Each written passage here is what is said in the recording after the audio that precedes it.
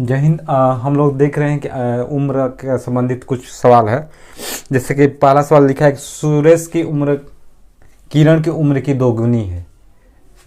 ठीक, ये दोनों का उम्र का योग 24 वर्ष है, तो सुरेश की उम्र बताइए। ठीक है, देखिए इस सवाल को कैसे हल करेंगे। सुरेश को हम छोटा ए से लिख रहे हैं, सुरेश को ए से दर्शा दिए। ठीक है, किरण को के से। किरण की उम्र की दोगुनी है, सुरेश की उम्र किरण की उम्र की दोगुनी है। माना किरण की उम्र 1 है तो सुरेश की उम्र कितना हो गया, 2 हो गया। ध्यान दिए कि सुरेश किरण की उम्र की दोगुनी है, तो हमको एस और के लिख दिए समझने के लिए। के क्या है जी, किरण की उम्र की दोगुनी। माना किरण 1 है तो सुरेश कितना हुआ, 2 हुआ। इसको अनुपात में बना लेंगे, अनुपात में 2 संबंध है 1। अब कह रहे हैं दोनों का उम्र का योग 24 वर्ष है। कितना है जी, 24 वर्ष है। ध्यान दीजिए कितना है, 24 वर्ष है।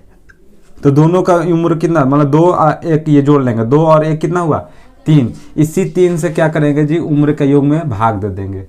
भाग दे कितना, 3 और 8 है 24। ये जो 8 आया है, इसी 8 को अब हम लोग क्या करेंगे जी, 2 में गुणा कर लेंगे तो हमको सुरेश का उम्र निकल जाएगा। अब क्या पूछा है, पूछा है सुरेश की उम्र बताइए।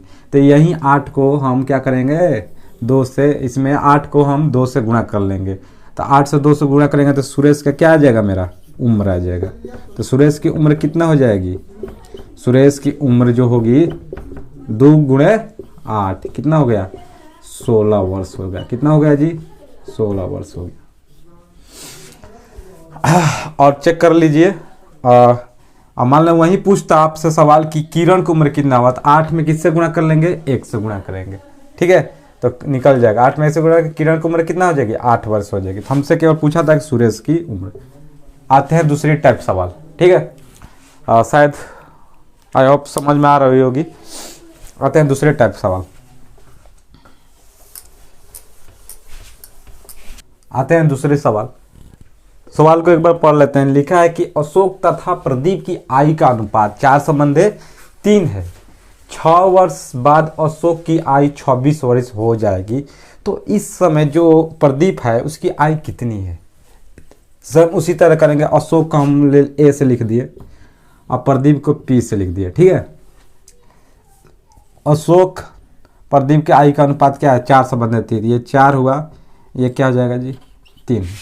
ठीक, 6 वर्ष बाद उसकी 6 वर्ष बाद अशोक की आयु 26 वर्ष है। एक समय ध्यान दिए, 6 वर्ष बाद अशोक की आयु 26 वर्ष हो है, तो प्रेजेंट आयु क्या होगी, 6 वर्ष घटा देंगे ना जी, 6 वर्ष घटा दें क्या, तो प्रेजेंट आयु कितना आ गया, 20 वर्ष। किसका, अशोक का। जो अशोक की आयु क्या है, 20 वर्ष है। मतलब कर वही कर रहा है, देखो 6 वर्ष बाद अशोक की आयु 26 वर्ष हो जाएगी, तो प्रेजेंट आयु मतलब वर्तमान आयु क्या होगी, 26 माइनस 6 20 वर्ष आ गया। अब देखिए ध्यान दीजिए, अब देखो इसमें क्या है ना कि ये अनुपात में किसी संख्या से गुणा है, किसी संख्या से गुणा है, जो सेम गुणा किया गया। इसमें भी सेम गुणा किया गया, इसमें भी सेम गुणा किया। वो हमको गुणनफल निकालना है कि वो गुणा क्या है। तो वो गुणा कैसे निकालेगा, 20 में हम लोग क्या करेंगे ना, 4 से भाग दे देंगे। 20 में हम लोग क्या करेंगे जी, 4 से भाग दे देंगे। ये क्या है, ये जो अशोक की आयु कितना है, 20 वर्ष। अशोक की आयु का अनुपात क्या है, 4 है, तो 4 से इसमें क्या करेंगे जी, भाग दे देंगे। तो 4 5 है 20। ये जो हमारा 5 आया है, इसी 5 को इसमें क्या गुणा कर लेंगे, किसमें, प्रदीप की आयु निकल जाएगी। तो पंक्ति आई 15, तो प्रदीप की आयु क्या हो जाएगी, 15 वर्ष। फिर से एक बार समझा रहा हूँ मैं, यदि मान नहीं आया समझ में तो। पंक्ति आई 15 वर्ष। देखो मैं किया क्या था, 4 संबंध 3 है, ये अशोक है, ये प्रदीप है। तो अशोक की आयु कितना है, 20 वर्ष है, तो ये अनुपात में है, तो इसको हम ना 20 अशोक की आयु में 4 से भाग दे देंगे, तो हमको एक संख्या मिलेगी 5, जो दोनों में क्या है, गुणनफल है। तो ये 5 चौक का 20, अशोक 20 वर्ष तो पहले से है, अपन 3 15 वर्ष। ये प्रदीप का कितना हुआ, 15 वर्ष है। तो तीसरा का टाइप सवाल देख लेते हैं।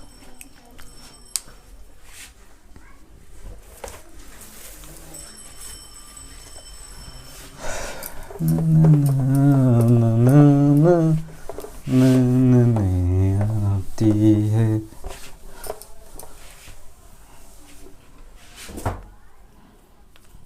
एक पिता एक पुत्र की आयु। क्या क्या? एक पिता तथा पुत्र की आयु का अनुपात 4/1 है। ठीक, उनकी आयु का गुणनफल 196 है। तो 5 वर्ष बाद आयु का अनुपात क्या होगा? बहुत सिंपल है। मैं क्या कर रहा हूँ, एक पिता है तो पिता को मैं लिख दे रहा हूँ फादर, और पुत्र को लिख दे रहा हूँ सन। ठीक है, आयु का अनुपात क्या है? 4/1 है। अब करें कि उनकी आयु का गुणनफल 196 है। हमको ये चीज याद रखना है, जो भी अनुपात होता है उसमें एक संख्या ऐसी होती है जो दोनों में गुणनफल किया रहता है, तभी अनुपात होता है। एक मिनट में यहाँ एक ध्यान दीजिए। मान लीजिए हमको 20/10 करना है, इसको छोटा से छोटा रूप में लिखना है, तो हम तो क्या करेंगे जी, ध्यान दीजिए।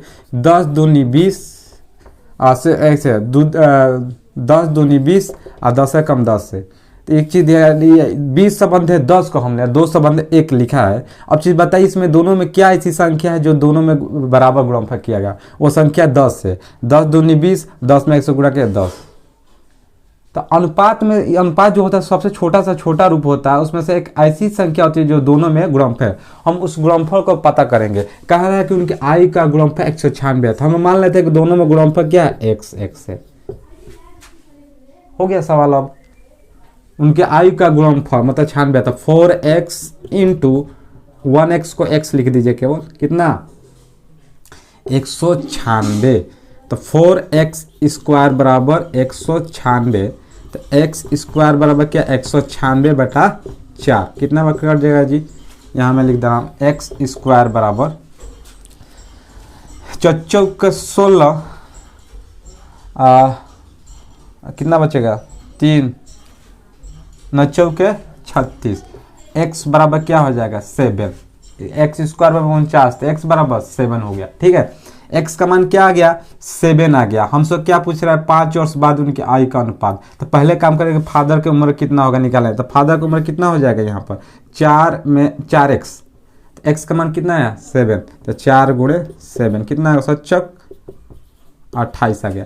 उसी तरह हमको सन का केवल x मान है, तो सन की उम्र कितना होगा? 7 वर्ष हो गया।